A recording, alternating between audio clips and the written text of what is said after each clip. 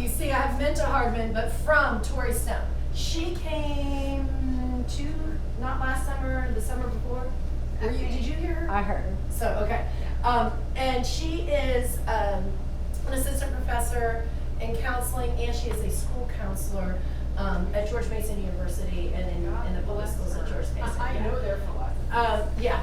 She was incredible, and it really opened our eyes to a whole lot of things. So this is her presentation. I've added some things to it, and I've taken a lot away from it because it was an all day long thing.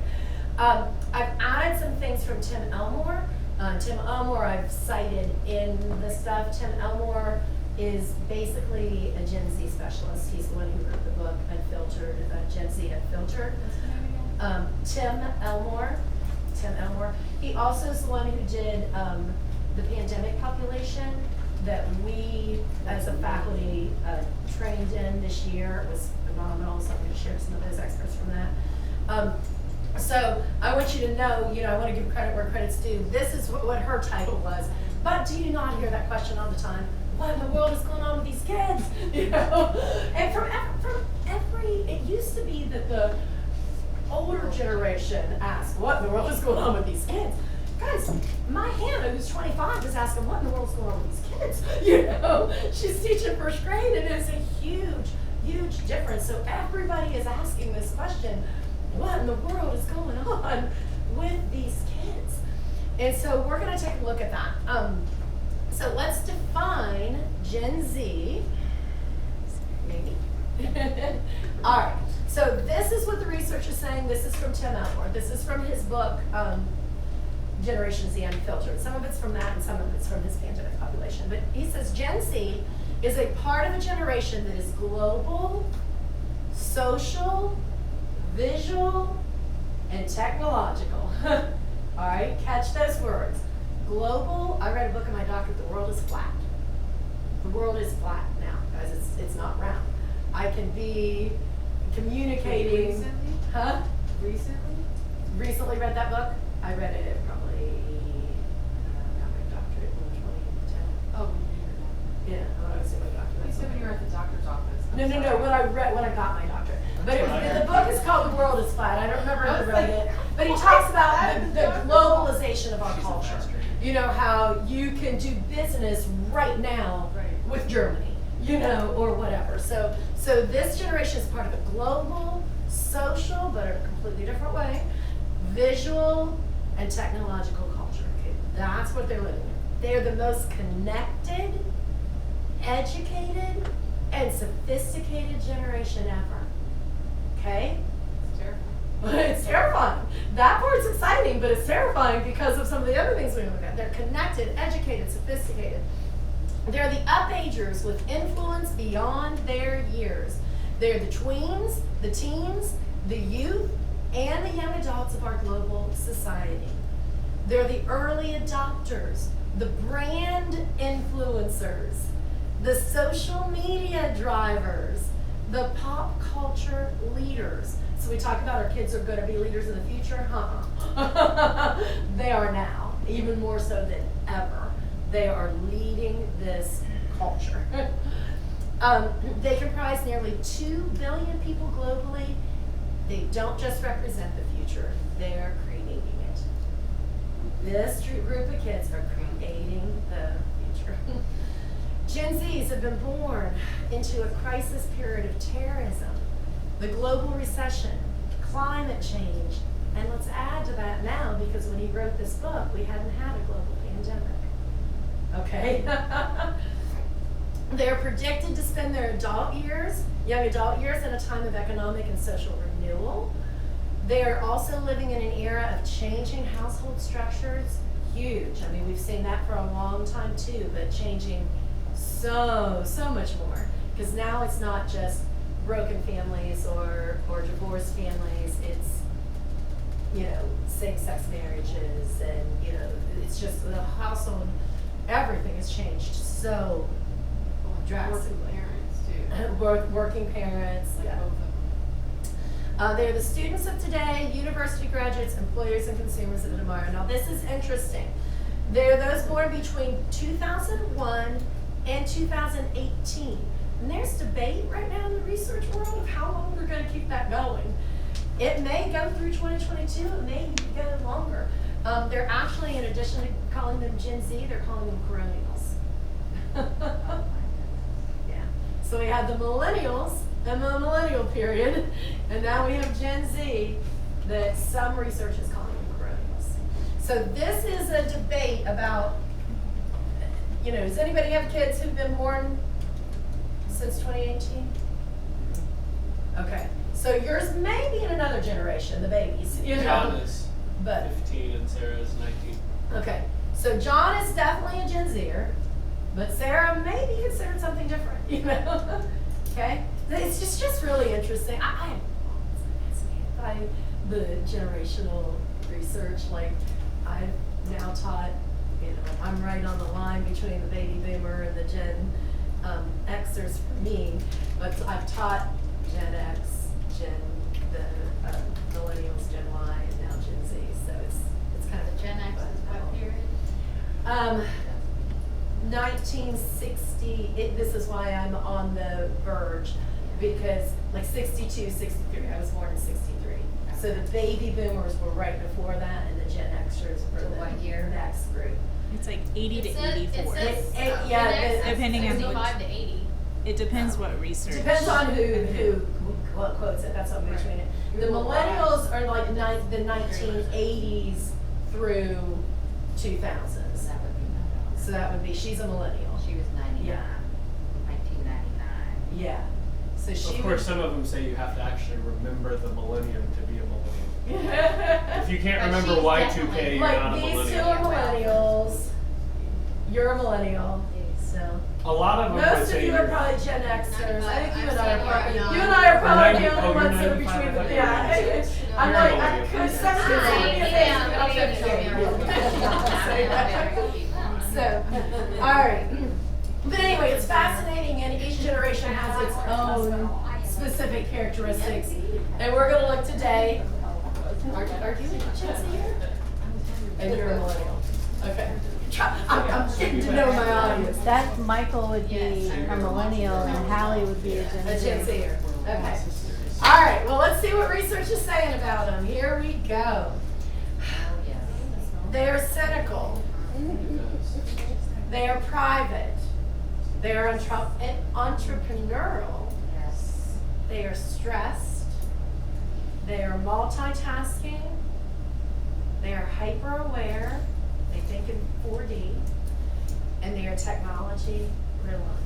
All true. I have a son, that's right there. And we're going to go through each one of those, but I want to start with something that I tried to get added in here and I couldn't get it.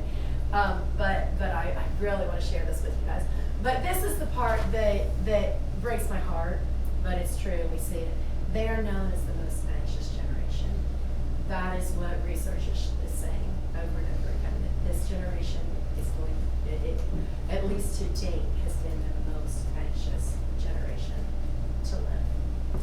Now, way back when, I don't even remember when, but this was kind of a point of conviction for me. But I could not make it into a PowerPoint, into a JPEG this morning to get it in a PowerPoint. So I was like, I'll just print it off. I usually draw it on the thing, but I was like, I need to add that in that thing. So this was in a Group magazine. I don't know if any of you remember Group magazine. It's like a Sunday school material. And I was like, and it talked about that everyone is somewhere on the attitude continuum of life. And they are exactly where we leave them.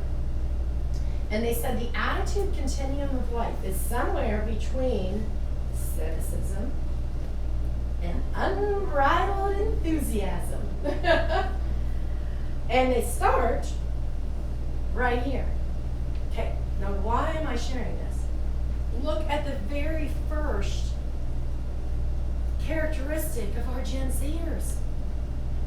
They're cynical. What hit me in this, though, and when I read this way back when, was they are exactly where we have led. So I can't help but think, oh my goodness, our culture, our world, us as adults, have led our kids to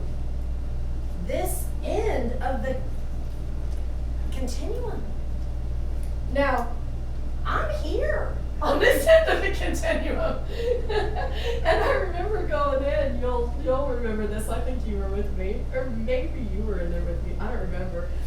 I remember going in and sharing this when Nick Caraglanian's class were juniors. And anyway, Nick Caraglanian, love this kid to death, he's great.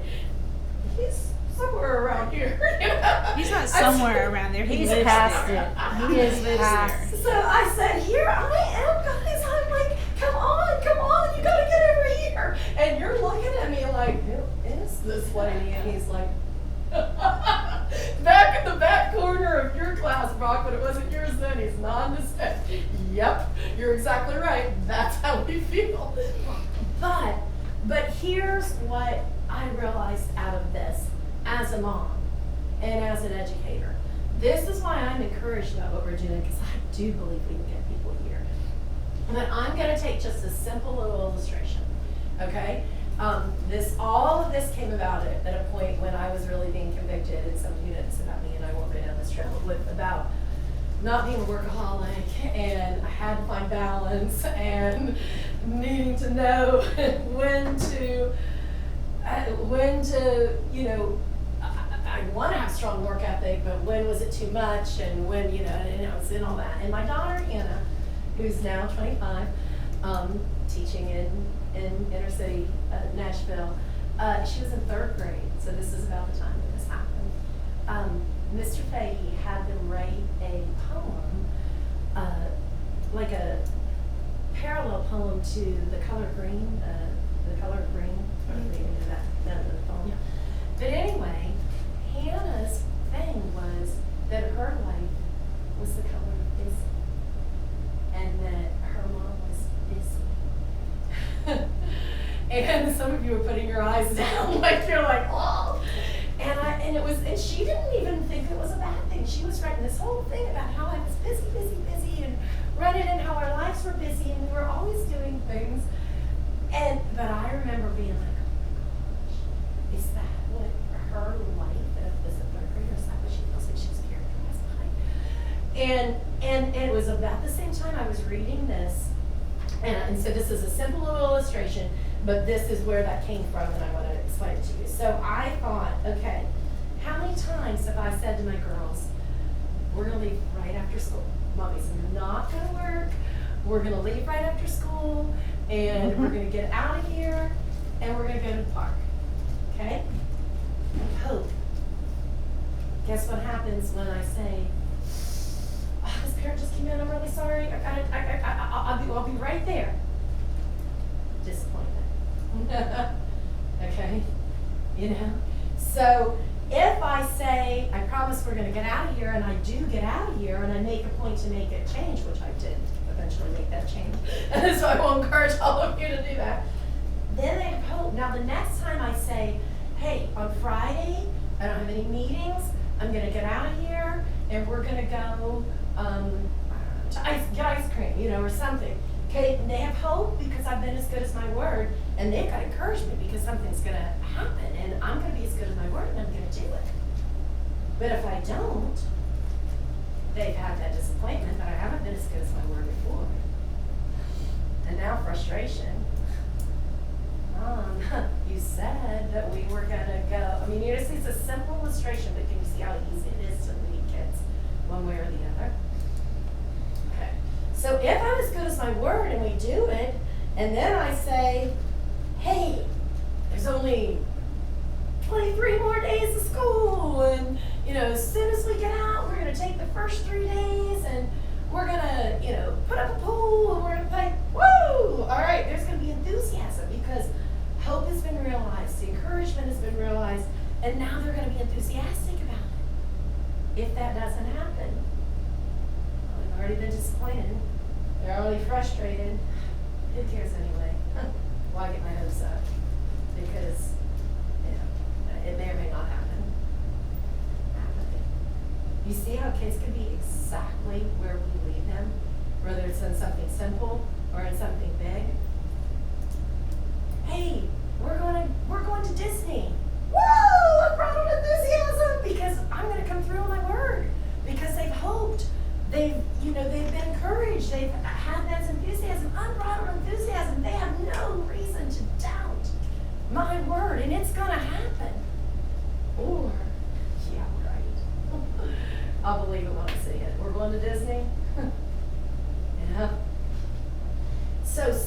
somewhere in the course of life,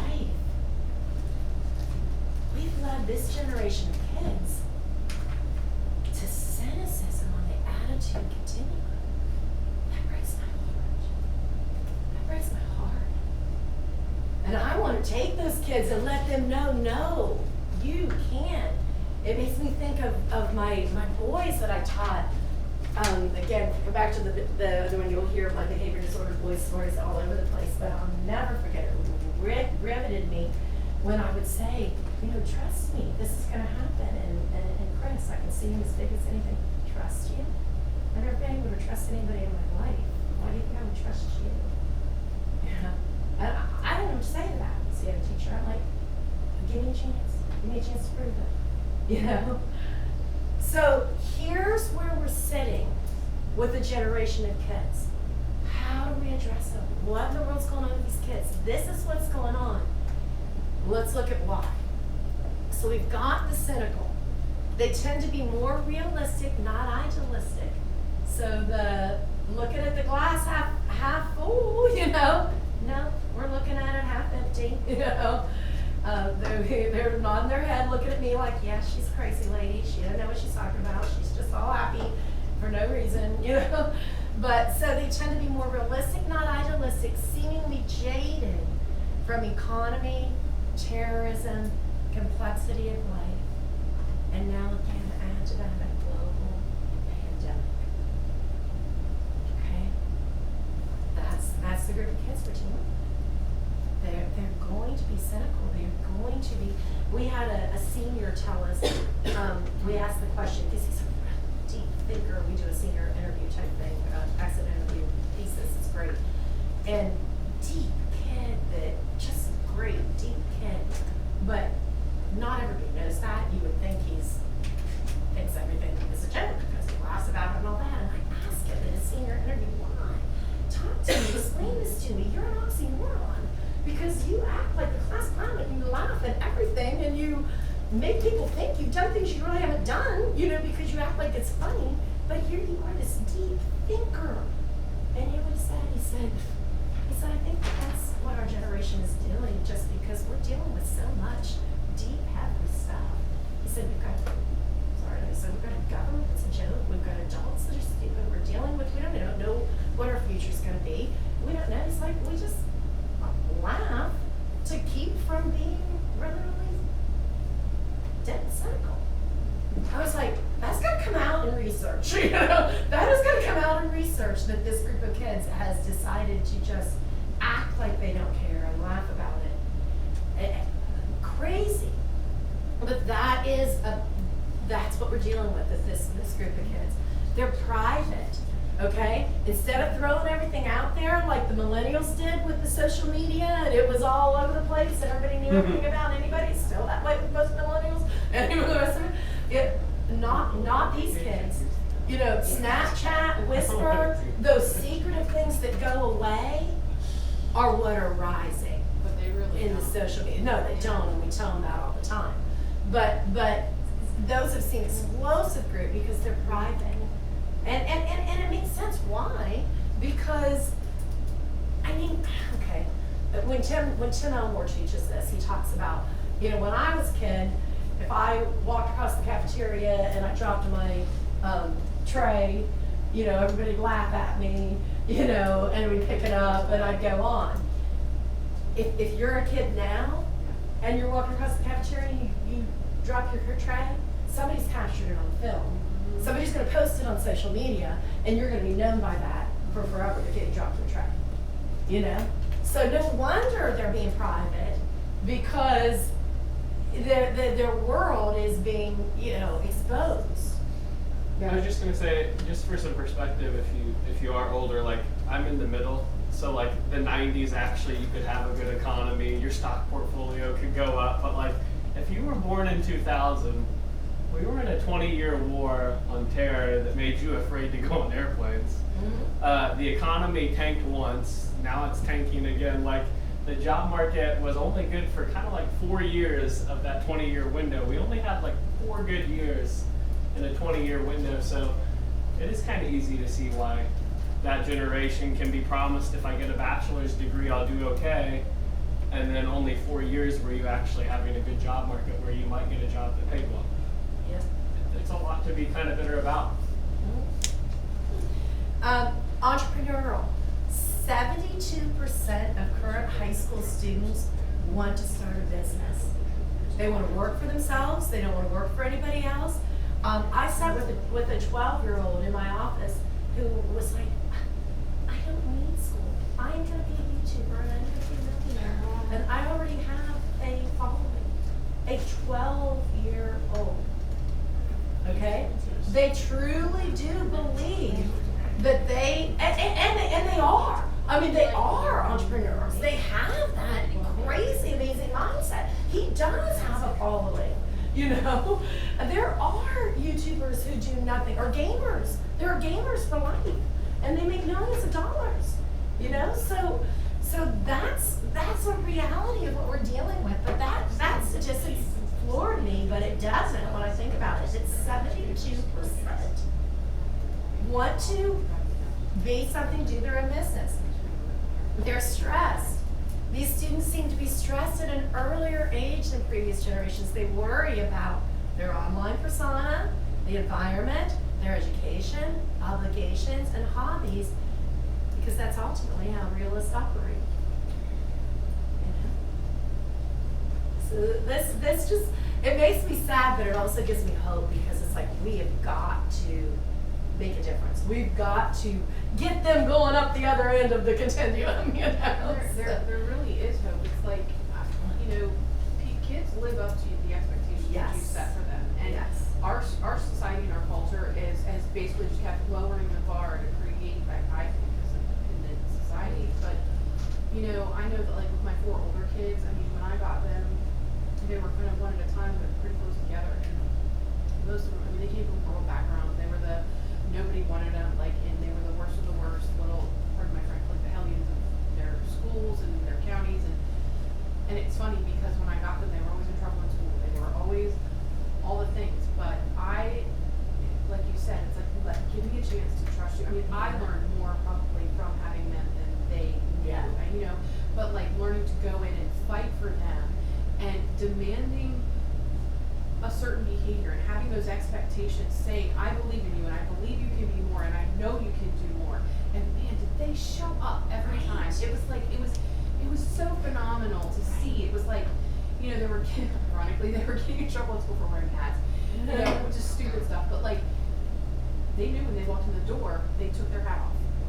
You know, and little things. And I know the school would be like, you know, well, don't you have all these problems at home? And I was like, not really. I was like, but I tell them, and I mean, I fought with them. I was like, you tell them you believe in them. You tell them Right. that, and you follow through with that You love belief. them. So exactly like you're saying. And that was so eye-opening for me to watch these, like, bad kids just totally blossom and grow and and live up to what I believe they would be. Yeah. And I knew that how God had worked and created them. I think that's why I'm so intrigued by generations. Right. Because, And they're one, all yeah, Gen Zers. we're all the same, but we're all different, you know, in different ways. But instead of saying, what in the world is going on with these kids, if you have an idea, if you know, because seriously, there are times when I was sitting in that math class where I taught Peyton and about 6 other ones where I'm like, gosh, everything I've ever done is not working. This group of kids are completely different. Go to the days where you can say, hi, welcome to algebra, open your books and turn to page 6. You know? Annie, what page are you on? Oh, wait, what did you say? All right, everybody, Annie, turn to page 6. All right, and then now we're gonna, wait a minute, what are we doing? What page are you on? Tracy? I mean, it's gone, it's different, okay? But that's okay. Different isn't good or bad or right or wrong. Different is different. And when we recognize and realize that, okay, because that's what's happening when we say, what in the world's going on with these kids? Those of us in the older generation are saying, oh my gosh, they're going to hell in a handbasket. What are we going to do? No. You know, different is not right or wrong or good or bad. Different is different. So So how are we gonna engage these kids? How are we gonna meet them where they are? How are we gonna realize and understand, oh my goodness, that makes sense. This is why that child presents as cynical or private or thinks he can do, all of this. Or stressed, and we're gonna look at a little bit more of it. And they are. These babies are carrying more stress. This is something that Tim Elmore said in the pandemic population. The stress level that put an individual in what we used to call insane asylum in the 1960s, that's the amount of stress our kids are carrying. That's crazy. That's crazy. It's a stressful world. All right, let's look at the rest of them. Every now and then the keyboard just stops Hey, working. but I was gonna say, and one of the things Tim Elmore did that I didn't see in here was he noted that this 12th grade class that just graduated, they had a normal 9th grade, then their 10th and 11th grade were gone on home learning, and then 12th grade, we're trying to teach these 9th graders how to become 12th graders. Yeah. And the public schools were like, yeah, we can't, we're just gonna pass them. I mean, really, at least in the liberal states, they were even just saying, maybe nationally, we're gonna have to just hold these generations to a lower standard because they're 2 years behind. Because that works in the workforce. And and even here, like, it was hard to try and get the senior class to act mature. And some of the younger classes acted, anyways. Multitasking. By almost every measurement so far, Gen Z kids will take tasking to a new level. They prefer to be on 5 screens at once, not 2 screens like the millennials. Get ready to communicate to them while they look around, not into your eyes. That's one of the hardest things for me. Like, you guys are all looking at me and engaged, and our kids don't do that. And they don't even know that they're not doing it. And they don't even know that it's an expectation unless you give it to them. Okay? They don't. That is huge. That is a very, very different thing. And we're talking about great kids, that are coming from families that have taught them some of these things. But they don't. And they don't even realize it. So get used to them not looking you in the eye. They don't. And again, we're going to try to teach them that because we believe that's a principle of respect. But they're hyper aware. Gen Z has communicated enough with marketing researchers and academics to reveal that they experience 4D thinking. They think in 4D. They don't just think black and white. They're thinking. That's where the entrepreneurs. See, I mean, there's a lot of great traits in this. This is where they're the most educated. They're the most global. They're the most, because they're going to be. They do think outside of the box. And we've got to train them even more how to take that worldview to think outside of the box. Because their minds are streaming in so many directions, they become postmoderns who are hyper aware of their surroundings. And they are technologically reliant. This one won't surprise you. This came straight out of his book. But if we thought millennials were addicted to technology, get ready for more. In surveys, Gen Z teens put technology in the same category as air and water. They say they can't live without it. Okay? That's what third grade is, you can't look They feel like they can't imagine living without being connected all the time. Go ahead. I just had 2 quick comments. So I taught a STEM class as one of my electives this year, and we did a little unit on GPS and orienteering. And one of the comments I got was when I said that cell phones, GPS really wasn't that old. Like, I didn't get my first cell phone until after college. And the student was like, how did you guys get around before then? Like, just this concept of maps and not being able to have a phone. The other thing, I don't feel like I'm very old, but you know that you're getting old in a lot of different ways, or older. Because Zoe and I have had this conversation, and this kind of combines the two. And I've noticed a lot more recently when I'm going through the grocery store that cashiers now have their, or at McDonald's, they're wearing their AirPods. I've gone through and they have it in both ears, and I'm like, how are they allowed to work with that? Like, why is their boss not saying to them, you need to take that out, you're at work? And Zoe's like, Mom, everybody does it. Nobody cares. I would like to listen to music while I check people out. And I'm like, but how can you do your job and check people out when you can't even hear what they're saying because you have music in your ears? But I've noticed it more and more frequently that they'll have at least But a one, lot sometimes of people two rely on AirPods that for in. anxious reasons. A lot of people rely on that for anxious or social anxiety reasons. Like they have to have something that will calm them down in a social or some type of work, any type of environment that they're not comfortable in. Like, there's a girl, she's now going into 10th grade, constantly would ask me to listen to music. And like, we were in the car, and she would put her headphone in, and I'm like, we're having a conversation. And I would tell her, like, I'm like straight up, I'm like, I'm not that much older than you. We're having a conversation. Why do you want to put your headphones in? And then I'm like, man, I sound like my mother. But, and I'm like, she's like, I have to listen to music. She goes to bed with her AirPods in her ears. And I'm like, why? And she's like, I can't explain it, but it calms me down. She's like, it's a constant need of something that's playing. So it's not necessarily a distraction. It's almost like it's something that soothes them. That's the way she explained it. And I was like, I guess it makes sense. I don't know. And here's what the raging debate is. Can we ever go back? You know, can we ever go back?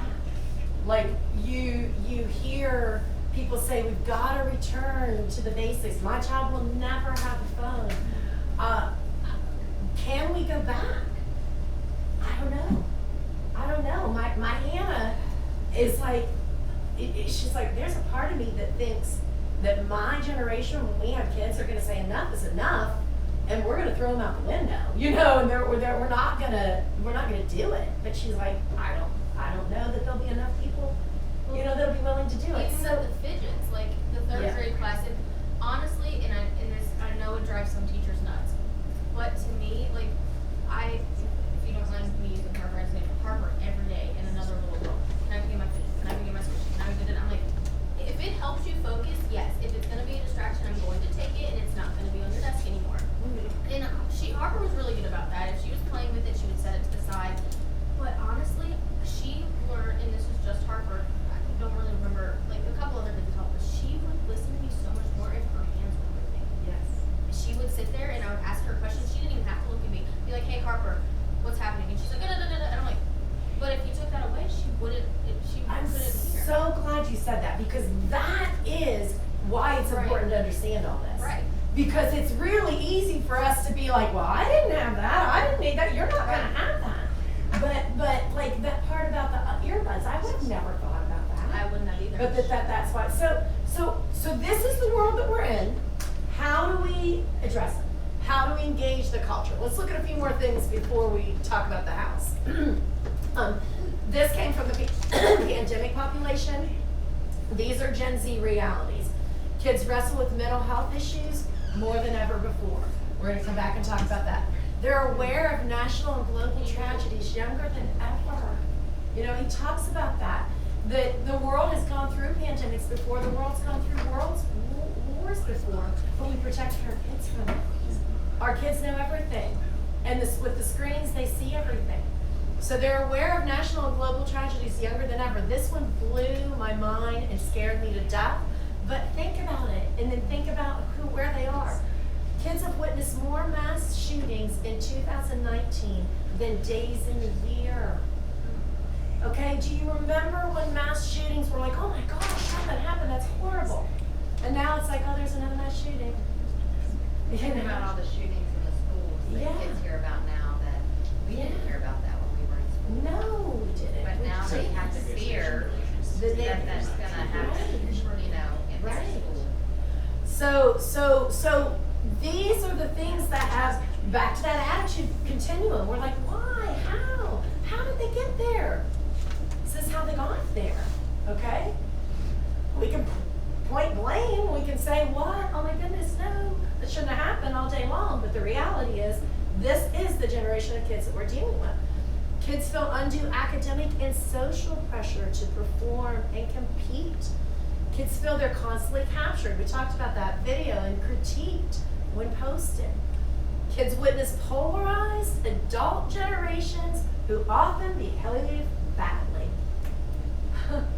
What kind of role models are our kids seeing? You know, in adult generations, again, why is it so important for our Christian personnel? And now kids are part of the pandemic population in an economic crisis. So it's kind of what you said. You look at it and you're like, well, The last 20 years haven't been that good for America. So what can we do? But we'll get there. All right. Now, you said, and I was so glad you said it, you said, yeah, because that works well for their employers. Okay. Guess what? These are the soft skills that employers say are needed for success. Okay? Communication. You need to be able to talk to people. Okay? Interpersonal skills. You need to be able to look them in the eye and relate to people.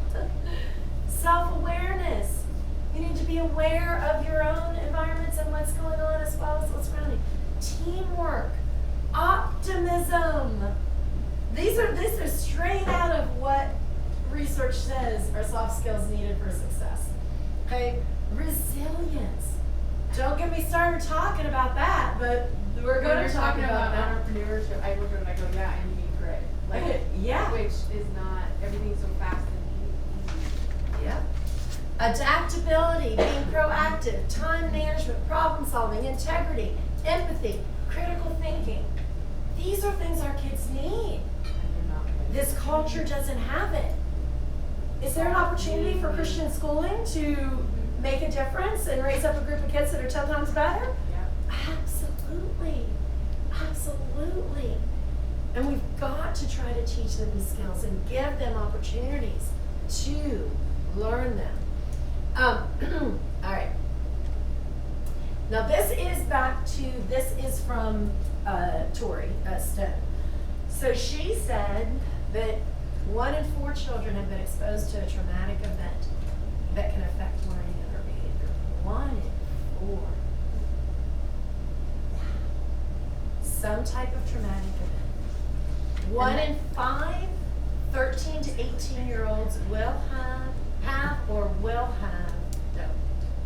will develop a mental illness. 1 in 5, 13 to 18-year-olds.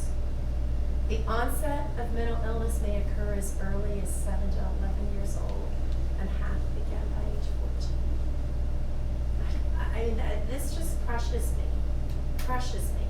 Those stats, when she was here, that was before That was pandemic. Before pandemic, that's so So true. Oh my those gosh. stats are outdated probably They're now. probably even higher. That's crazy. Yeah, because this was, I think, the summer Before. of 2019. Mhm. Yeah. I can tell you even personally, in the last few years, Yeah. within the ER, the amount of patients that we have that are there for behavioral health, and one of the biggest reasons for the wait times and the backup is we have so many behavioral health patients that need placements, and there's nowhere to put them. There's no beds, and this last year alone, I think the state of Virginia did cuts, and so now we have we lost like over half of our homes, our placement. I know I'm having a hard time with words right now. No, I'm it's so sorry. fine. And I told you But- this first part was going to be negative, and I'm sorry. No, I want to mean, get to the it's- positive part. it's going to be, But you have to. It's reality. And the age of kids, like we have ECOs coming in, police officers that bring in children. I mean, and this is actually pre-pandemic too. I mean, they're 8, 9 years old. They're little. Like I was bringing in, I do it. I bring in candy because it's like I don't know why the best thing, but you just want them to eat something. But I mean, and they're in there. They are brought in and held by the local schools resource officers, different things like that, and they're little, and you just this is typical now. It's very typical. That's why I said we're not immune. We realized last year, and now I can't remember the number, but I want to say we counted 6 of our elementary school students. And that was probably out of 55, 60. So that's the 10th who had lost a parent. So that's a traumatic situation, had a parent die. And so, not to mention so many other things that could be traumatic.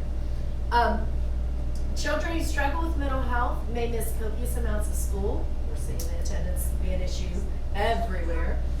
Their rates of suspension and expulsion are 3 times higher than children without a mental health concern or illness. And of school-age children who receive any behavioral or mental health services, 70 to 80% of them receive them only at school. This is why it was such a huge problem for the pandemic for some of the kids, because they could not get any, they had nothing. Well, in these situations, they're Nothing. stuck at home. Yeah. I mean, Students' unmet mental health needs pose barriers to development, learning, and compromise school safety. I think Next. that it wasn't only students, it was people my age. I know Oh, it a guy was. that couldn't. So again, this is from her. They have lower academic achievement and drop out of school, experience discipline problems, be suspended, miss school, become involved in the criminal justice system if they have unmet mental health needs. All right, so go ahead. What's going on? Some of this is reiterating it now, but human connections. People are missing human connections. That face-to-face, one-on-one, touch, hugs, you know, that human connection is completely changing. It's all behind a screen. All right. The social media. Teaching my girls a health class, eye-opening, the pressure that they feel and the amount of time they spend on social media, in Snapchat, on Instagram, looking to see if they have those likes. It's huge, especially the social media has, I know it's affected boys too, but it's especially affected girls in their body Self-image. image and who they are and their self-image. Overexposure, we talked about that. Our little kids know things they should know. At Logan's 3-year-old birthday party, for crying out loud, he was here, we were in the gym, they weren't playing tag, they were playing tag, you've got the coronavirus. 3-year-olds! I was John like, asked me "Oh once, my was there ever a time where we didn't goodness." wear masks? Yeah. I was just like, instead Well, of he just was tag, 4 you're when he it, asked me. tag, you've got We lived in Illinois, coronavirus. and you had mandatory. 3-year-olds. So overexposure, you know? Resiliency deficits. We are raising, and I could talk forever about this resiliency. We are in an effort to try to protect our kids, we are doing way more damage than good because they do not know how. I love this quote, I'll say this and kind of leave it at this. We are supposed to, I saw a quote that said, don't prepare your children for the road. Don't prepare the road for your children. Exactly. You know, we feel like we've got to smooth that road and make everything, and because we're good parents and we love them and we want it smooth for them, well, they don't know what to do when That's there's what a bump in society, the that's road. what our culture is saying. We've got to prepare them for the road, not prepare the road for them. We've got to prepare them for those bumps, for those hiccups, that they can get up, that it is okay. Not make them believe this world that there's nothing ever bad that can happen to them. The heart behind it is good. In Tim Elmore's pandemic population, he shows a picture of the old time playgrounds, you know, where there were the high slides and The you were woods were swinging the bad and you were ones. in the Yeah. woods and you They could were so fall off and awesome. you would break an arm if you fall off. To now where it's like, oh honey, don't go down that slide. You know, be really careful. Oh, you're gonna get hurt. We're raising a bunch of babes. I'm sorry, we are. We've got to train them to be resilient. Resiliency is so huge. That's why I told you I was gonna stop. But that's why we have 35-year-old men living in the basement of their parents' homes, because they've never been taught to go out there and pick yourself up. You know, all right.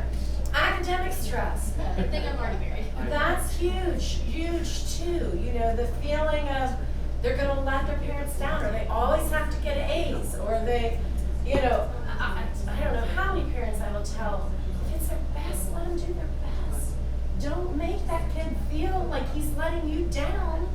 because he's not a you, you know? They have that academic stress.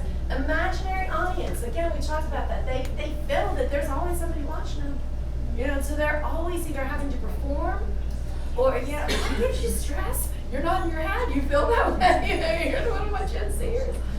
FOMO, anybody who knows what that means? Because I had to learn it. Who knows what FOMO is? Yeah. Fear of missing out. They're afraid they're gonna miss out if they, you know, don't. Sleep. Wow, we're gonna come back and talk about sleep. Sleep deprivation. 95%. 95%. I don't want you to miss this. 95% of all mental illness is tied back to sleep deprivation in some way, shape, or form. 95%. And we've got a group of kids and adults who don't sleep. All right, pathology versus troubled development. You know, that's how do you balance between, does he really need those for anxiety, or is he just using that as a crutch, you know? So that's what's going on. All of those things are very, very real. So for some kids, these mental health issues may lead to anxiety and depression, and then those are going to lead to behaviors, and these are the things we're going to see. You know, anxiousness, self-harm, refusing to go to school, truancy, suicidal ideation or gestures, or suicide.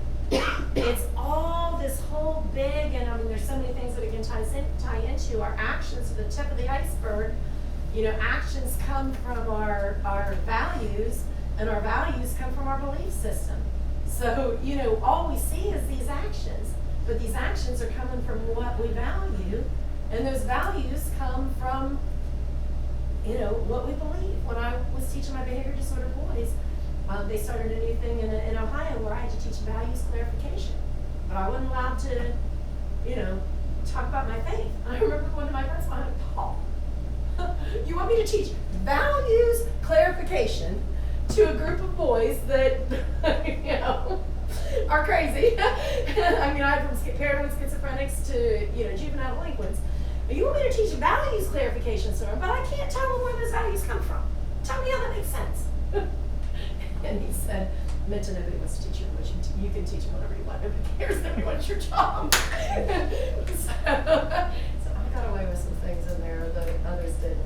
My little Joe, my paranoid schizophrenic Joe, when I had to teach the evolution, and I said, you know, I believe that there's another theory. There's the theory of creation, and this is what I believe. And Joe, my one who would have made you believe this, was like, my uncle wasn't a monkey. I didn't come from a monkey. You might have thought if you met Joe that his uncle wasn't, but you know. But anyway, all that to say, our beliefs, our core values, our what do we stand on, our foundation affect our values, and then our values affect our actions. So if they're feeling anxious and stuff, it's coming from, you know, that deeper foundation, and then you see this. And we want to say, don't do that, don't do this, don't do that, don't do this. That's not where we fix it. We don't fix it up here. We fix it down here. And even deeper, we fix it down here. Does that make sense? All right. This was my favorite thing that I learned in the pandemic situation, because it's so true. And some of you are kind of saying it. This is our scene today. Our world is full of speed, convenience, entertainment, nurture, entitlement. Is our world full of those things? So guess what? When our world is full of speed, then consequently we assume slow is bad. So our kids don't like anything that takes a long time. Okay? Because we're used to speed. So slow must be bad. Slow is bad. This is taking too long. You know? They starting to say, Mom, I'm bored. Yeah. After like me doing something for like, I mean, if he's doing something and it stops for like 2 seconds, Mom, I'm bored. I'm like, and like I resisted buying him a tablet for like, I mean, he just turned 8 and I just got it for him last fall. Yeah. Because we don't have video games at home because I don't want him to get addicted to that. Well, now it's all he wants to do. And I'm like, just, and I kicked myself. I was like, he did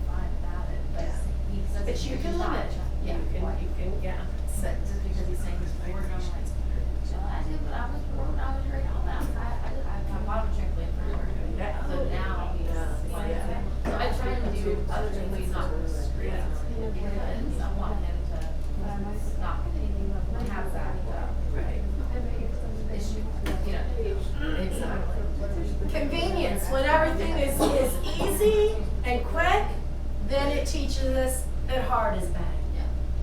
Math. Yeah. This is too hard. You know, so we that again. This is that resiliency. When these things have led to these assumptions, and slow isn't bad. Relationships take time. You know, hard isn't bad. We've got to learn to work hard as a servant of the Lord. Okay. Entertainment, boring. If I'm constantly entertained, then boring is bad. Guess what? Out of boredom has come Isaac Newton's greatest inventions, you know? So we've got to learn to be still and know that He is God. Nurture. Again, we've taken such good care of them that the risk is bad. They're afraid to try anything. Entitlement. Well, I'm entitled to it. It's just going to give it to me, so that means the labor is bad. I don't have to work. I can be a millionaire if I play games all day. You know, this was just like, whoa, when he said this. So how in the world do we counter it? How do we live counterculture? This is a huge, huge, huge question for Christians, for Christian schools, for parents. How can we live counterculture? Because this is the culture that we're living in. We can't change it. Okay, we can't pretend it's not there. We can't pretend, and we can't guilt our kids or guilt us as parents or guilt anybody for being in this position. And you can't take away technology either, because they No. have to know it. It's Absolutely. How do we do? I mean, you can limit it, but Well, I used to, when I was younger, my parents and grandparents used to tell me bored is good, because then you creative juices start flowing, and like, me and Hannah and a bunch of our other friends used to play these weird games that now I'm like, oh my gosh, why did I do that? But you create stuff when you Yeah. don't want to stay inside, or you don't want to just play with Barbies, or you Or you don't want to walk down Terabithia. Men's Apartments. I took the boys down to Terabithia when they were here. Yeah, It was like, you're not you used to create really weird, like me and Hannah used to walk, I don't even remember what game it was, but she used to have moon shoes, and if you don't remember moon shoes, You know. weird, They're yeah. backwards. Like, we used to walk down, see who could walk up and down her stairs the fastest. And you know what? We were never bored at her house because we always had something to do, because we weren't put in front of a TV. We weren't, like, she would let us watch one movie at night before we went to bed. That was it. And she didn't place us in front of a screen, and we were told bored is good because you start to get creative. And we don't do that now. I tell the kids that now, like in kindergarten, they're great, I'm bored, good. Go make up a game. You know how many games they made up and weird stuff? It was, and I would laugh at it. And then they're proud of themselves. Right. I love this quote. This was a Tori Stone quote too. Students who are loved at home come to school to learn, and students who aren't come to school to be loved. And now that's sad but beautiful in the same breath, because a lot of our kids are not feeling loved. And so when they come here and they feel loved, learning takes a backseat. they're changing their life. Learning takes a backseat. You know, so we've got to, as parents, ensure that our kids are loved so that they can come to school to learn. But we've got to realize as educators that a lot of kids who come to us don't know that, don't feel that security. And this is their security. And when they feel loved, then they will be able to learn. When they know that they're going to mess up and they're going to make a dumb mistake, but they're still going to be loved. But they're still going to be loved. That doesn't change the love, you know, for them. They just, so I am not going to get through. Do we need a break, or can I turbo the last part? Are we good? Okay. So what can we do? What can we do? Here's this is how we can begin to at least make a difference. We can educate ourselves, educate parents, educate our kids. I taught, well, actually, I think I taught pretty much this entire thing, took a few things out to the girls' health class. It was crazy. It was amazing to hear those girls be like, that's us. Yep, that's us. Oh my goodness, that's, you know, they knew. I taught it. So educate. But we've got to surround kids with mentally healthy adults. We've got to surround them with who are bigger, stronger, wiser, kind, and in control emotionally. When they have that, it gives them security. When they don't have that, they're going to be stressed. They're going to, but kids, it does not, I've said this forever. It does not make sense to a 3-year-old or even a 13 or an 18-year-old to be the one in charge in their home. They want those limits. And we'll talk about that in behavioral and how we can do it. You don't have to be, I said that Paul, my principal, said nobody wants your job. They would get the biggest, meanest, strongest ex-Marines and principals to teach my behavior disorder boys when I was gone, which was not very often, I couldn't miss. But anyway, and they would leave me notes. I don't know what you do. You know what I mean? You love them.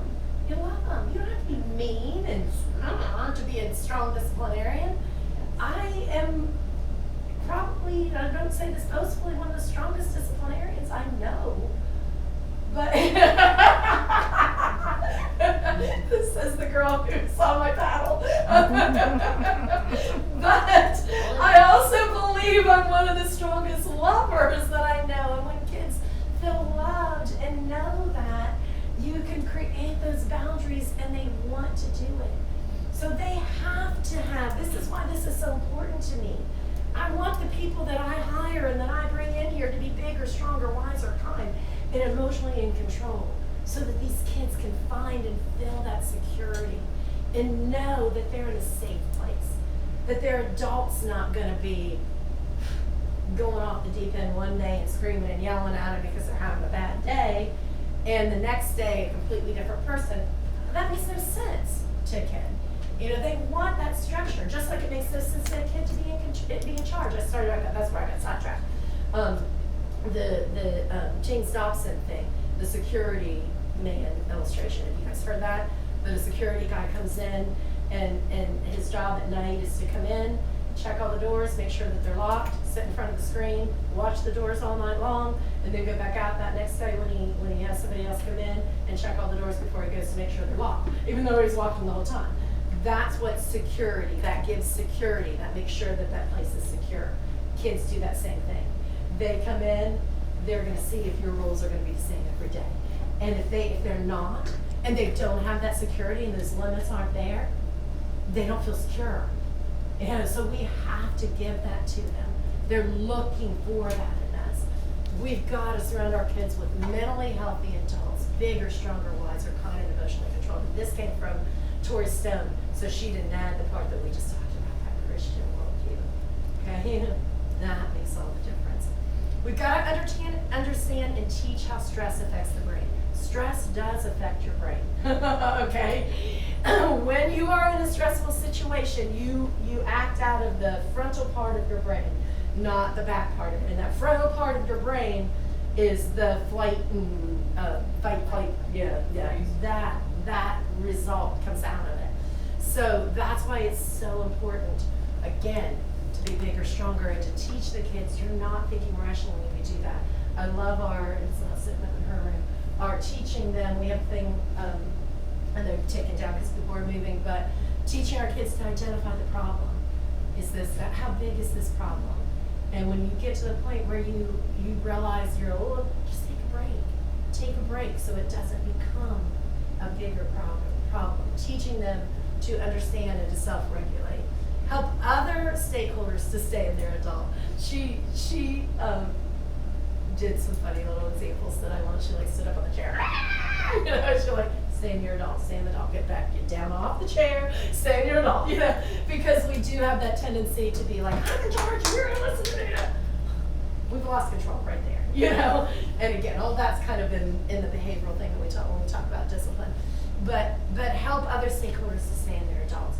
We can talk each other down. We can say, breathe. Okay, how big's this problem? Our kids need us to present to them in a way that is bigger, stronger, wiser, kinder, more emotionally in control.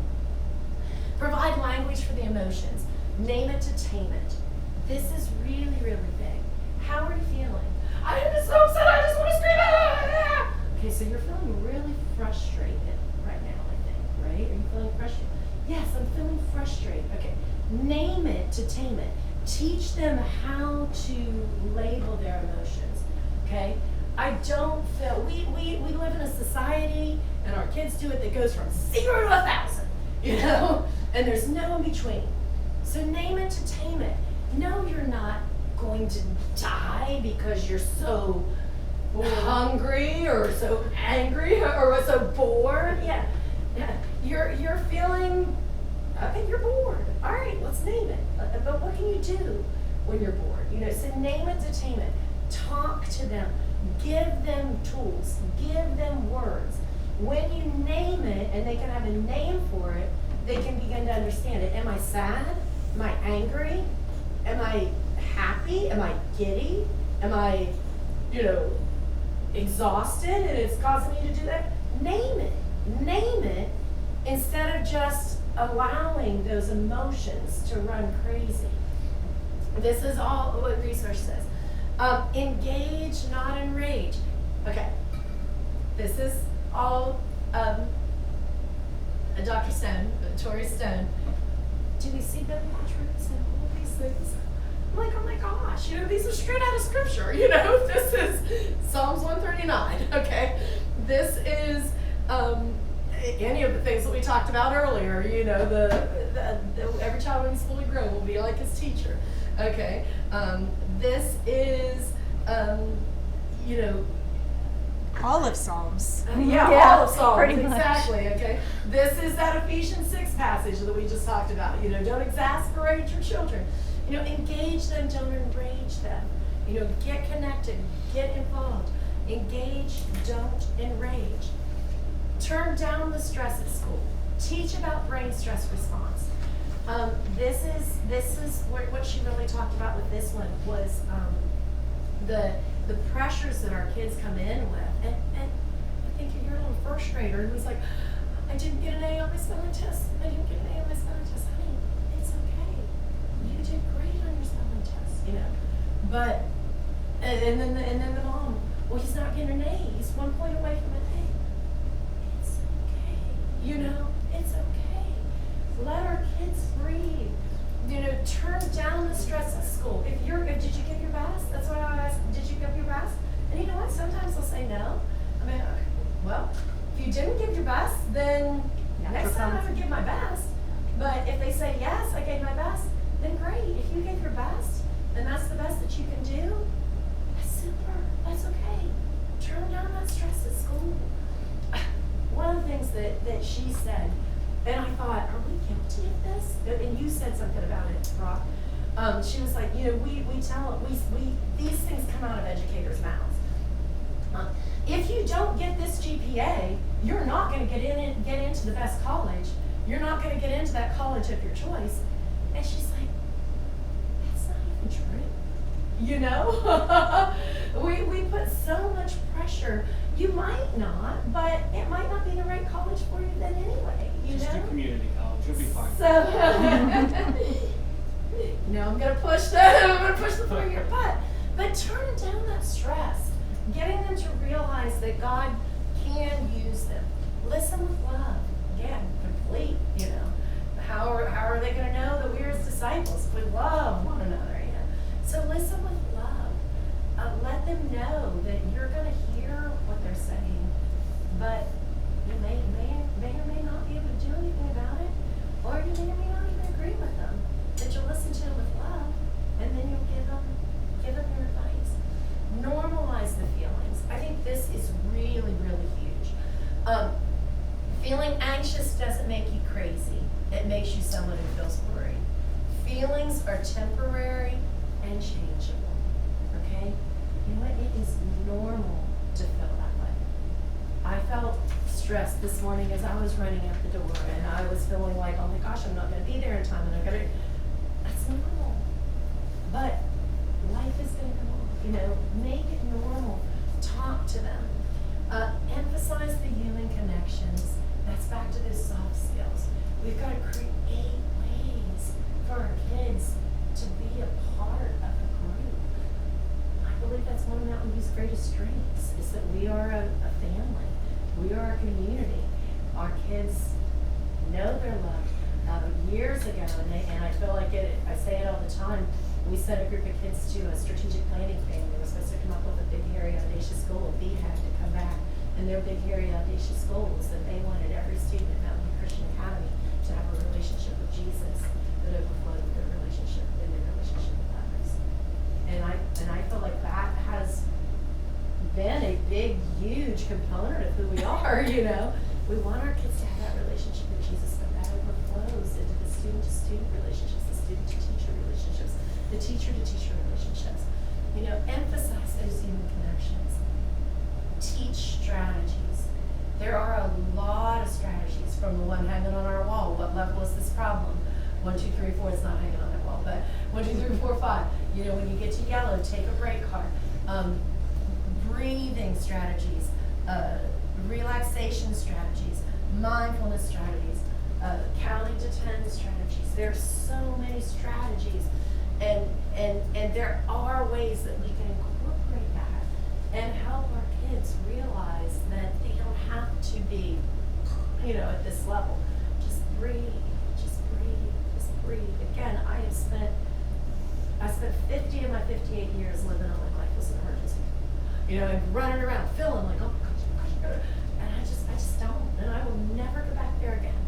And I don't want you guys to go back there, and I don't want our kids to go back there, because let me do this. This wasn't Ann. Do this. All right, oh my gosh, how do you feel? You feel like our kids feel, right? You feel anxious. You feel okay, just open your hands. Is that not crazy? When you open those up, you feel that release. And what Ann Voskamp says is, you know, we're running around trying to do it all ourselves and making ourselves all anxious and feeling this way. And when we open our hands, we can give and we can receive. And we've got to teach our kids this. Part of the reasons our kids are stressed is because they're living life like we're living. They're, oh my gosh, I've got this test, okay, I've got this school, and then I've got this sports practice, and then mom's expecting me to get my chores done at home, and I mean, they're wrestling with all of those same things too. So just teaching them to breathe and live in the moment and listen and experience what's around them, and that what doesn't get done today. I think that was the hardest thing for the third graders to understand. Is, oh my gosh, I have to get this done. And I'm like, no. Why do you think you have to get it done in 5 minutes? Well, you told us this, that it has to be turned in by the end of the week. It's Tuesday. Well, I want to get it done by tomorrow. Okay, but I want you to do well on it, so take your time, but I want to get it done fast. Oh my goodness. I said, okay, you do it your way, you bring it up to me, and we'll see what's right. And then when I'm sitting there erasing something, I said, did you look through your book? Well, no. Then where did you get your answers from? My brain.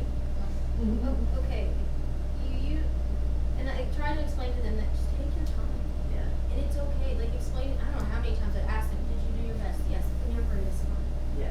It's okay if you got a B. B's are good. I didn't get an A. Oh, it doesn't matter. It really doesn't matter. A couple more, and then we'll be almost on time for lunch. So, this was really good too. I don't feel like I can explain this the way she can. So, any of you guys have heard her do it or do it.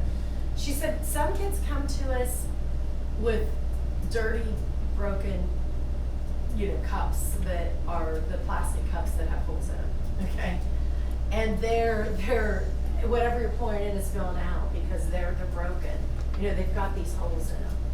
Some kids come to us with their Yeti cups and they're perfect and they're there, but they have pressures and strengths too, because these are the kids that feel like, oh my gosh, I've got to get to the best college, or I'm going to let mom and dad down, or you know, I've got to perform at this level, or they're not going to love me, you know.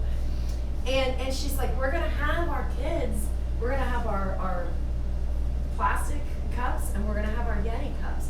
But both of them are hurting, and both of them need love and connection. You know, we've got to meet them where they are, and we've got to realize that encouragement, connection, and love, that we're filling holes and we're filling cups.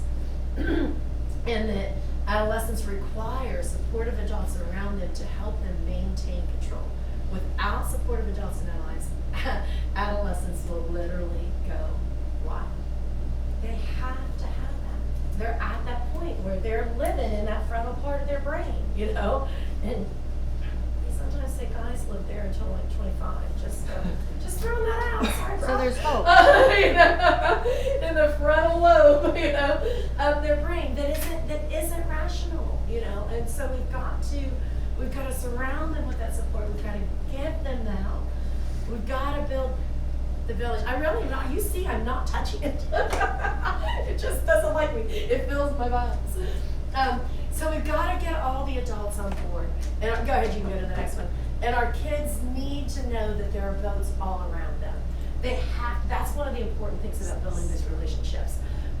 You know, in the third grade class, those kids knew that they had her, but they also knew they had Mrs. Wasani. But they also had a close relationship with Mrs. Sandreski, and I loved that day that I got to go in and have a prayer meeting with the third graders. And Oh, yeah. you know, I love that. cool little environment. There are boats all around. There are boats all around, and we've got to teach our kids when they feel like they're drowning that there's more than one person. You know, it might be a rowboat, it might be a great big boat over there. You know, what are those boats? There are boats all around. Don't go down without looking out, without looking around. And we need to be these boats for people. We've got to surround them with that full community of love so that somebody in all of this will see this kid go down. Another big thing we're seeing in the news right now. Well, why are all these things happening when people see the warning signs? Somebody's got to see the warning signs and not just see them, but go grab those hands, you know? Just grab those hands and pull them up and get on the boat. So we've got to be those boats. There are boats all around our kids. All right. I think there's one more. Yeah, there is. Hang on. Okay. There you go. Okay. There might be more than one. So what are non-negotiables to reduce stress? Restful restorative sleep. The teenage brain needs 9 hours for real. Okay?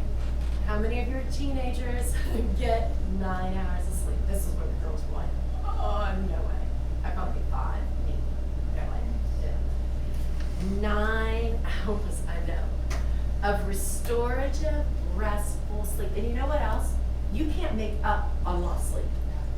That is not, some people are like, oh, I'm going to catch up this weekend. You can't. That restorative, restful sleep has to come every night. And I mean, I'm preaching myself on this too, because I don't always get the sleep that I need, but I'm doing better about it. But when you have that restorative, restful sleep, and so that's the teenage brain. The younger kids need 10 to 12. Okay, younger kids need 10 to 12, and adults need 8. As we get older, they say 6 to 8. So that's why I feel like I'm probably okay, because I'm like, well, this is 6 this time. But solidify, that's when we solidify connections. It reinforces our learning. That's my refresher in the morning. If you ever, I mean, not all the time. How many times do I say, and oh my gosh, this morning when I was thinking about it, boom, it made sense. Because I slept on it all night. You know, that's why it reinforces that learning, and then the next morning we can figure out. It's not that we're listening to a tape all night to get it. It's just that our brain's doing what it's supposed to do. Okay?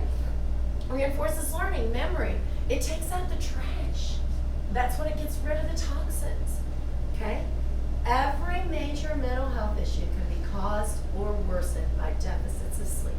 And that's where she said 95% of them, that's one of the direct causes, or is linked to it, 95% of them. But everyone can be caused or worsened, can be worsened by it. Increased irritability, decreased concentration, less able to cope with stress. Beds are for sleep, and not for their phones. And again, talking, I went to bed early last night because I knew I was going to get up early. I knew I hadn't slept all day the night. And my husband comes up an hour later, and I was going through my presentation on my phone. He's like, "You're supposed to be asleep." I'm like, "I know." but that, I mean, I'm absolutely just as guilty as this. My phone's there even if it's turned off. If I'm not asleep, I hear it vibrate. I, see something happening. It was there last night. I was like, "Oh, did it have this in it?" So, I decided to go through it. one more time. But beds are for sleep, and we really need to, as parents, and I know this is hard because I raised teenagers, and I raised them before it was really, really big, but you can take your phone. My girls' phones came to me at 10 o'clock at night when they went to bed. You can. And parents are like, oh, there's no way. Yeah, there's a way. You can. That's why I said you can limit, and you do. You can limit the screen time. You're in charge of it.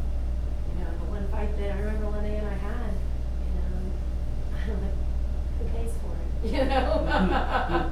Who pays for it? So you can, and you can do that. So limit it if you're a parent. We can't really control it, but limit that social media. She says really limit it. There's increased social pressure, there's sleep disturbance, there's overexposure, there's toxic stress, there's increased risk of anxiety and depression. All of that comes from phones. And we wrestled with it again with our phone policy. What do we do? Because the kids have them. So they sneak them. So how do you do it? How do you address it? And we feel like we've come up with some solutions to where, they can't have it at certain times and all that. But anyway, that's for another day too. But sleep is a non-negotiable to reducing stress. Restful, restorative sleep, and limiting social media. Then there's relaxation. Toxic stress in adolescents can lead to anxiety and depression that lasts a lifetime. We need to promote downtime, and we can do that in our classrooms too. We're in an elementary, we're going to do drop everything and read. We're going to promote it. That's going to be a part of our schedule. Drop everything and read. Just build it in for them. Okay? Prescribe unplugging. Teach them to unplug. The leadership retreats. Amazing opportunity for us to do that. Unplug. There's not good self-service there. To get rid of it. Teach them to unplug, prescribe it, and present coping skills. Teach them ways to cope with that stress. These are some of the ways. Mindfulness, meditation. There are different apps for that too. Monitoring self-talk. Gosh, I can talk forever about that, but this is huge. This is huge for us as adults. This is huge for kids. That self-talk where you beat yourself up and you have this negative conversation in your head and you cut yourself all beat up, or you have a fight, oh my gosh, I'm going to see Annie and Annie's going to say this and then I'm going to say this and then she's going to say this and she's going to say this. And when I see Annie, it never even happens. But I've had that self-talk in my head and I've got myself so worked up. Just teaching them to monitor that. One of my favorite passages of scriptures, what I'm going to say? Take your thoughts captive when you become obedient to Christ. I've taught that to both my girls, and it's funny, they're like, Mom, that scripture, I use it all the time. But when our minds start going, scripture says, take that thought captive. I actually have this mental picture of grabbing those thoughts, take them captive, put them in jail. You're not going to go down that route, don't even think about it, put it in jail. Teaching them those strategies, and those strategies come from scripture. Face-to-face human interaction. Exercise is huge. That's one of the biggest things. That's why brain breaks have been a great thing for elementary kids. Get them up, get them moving. Cross your body. And when I'm driving and I start getting sleepy, they say, "Oh, she's doing the Menta," because when you cross across your body, it does something with those brain synapses, and they begin to wake up. So teaching them just some of those little strategies. Exercise is huge. Nature, going out and just enjoying nature. So these are ways that we can help train these kids and regroup and bring them back. Go ahead, Madonna. I'm so sorry. No, you're fine. Nutrition has been missing on all of these. True. And I just think it's so Good important. point. Especially now that they finally realize you produce over 50% of your serotonin in your gut, and if you're not feeding your body properly, that's a big thing that adds to depression. And So true. And you look at fast, our society, culture, fast, everything, and what people are putting into their bodies, like kids, and and I hear people all the time, my kids will eat chicken nuggets and macaroni and cheese, and I'm like, they'll be fine. They won't starve, but nutrition is so vital. Yeah, that is really true. That is true. That is something that's right. All right. I think we're almost done. This is the last one. All right. And then the last one is remember to take care of you. You can't pour from an empty cup. Take care of yourself first. Okay? And again, this is a long long time of doing this the wrong way. But you can't. And Jesus went off by himself and prayed and rested and recuperated. And he was giving of himself all the time. And I remember being convicted, I think I better have Jesus, that I don't need that for me. I don't have time. I have to do this. I have to do it. No, I don't have time to not. And that's the thing. You have to take care of you. All these things we talked about are things that we can do as well. And then when we're doing them naturally, guess what? It's a lot easier to tell kids to do. It's a lot easier for me to teach how to breathe and how to enjoy life and how to stop for a minute and see things around now that I'm doing it than when I wasn't doing it. I mean, I might have said it. I did teach about Jesus going when he rested and I wasn't doing it. But now I'm like, I'm gonna find these things and do it. So, all right. A lot of information, but I hope it's some good stuff for you. We're going to take a break.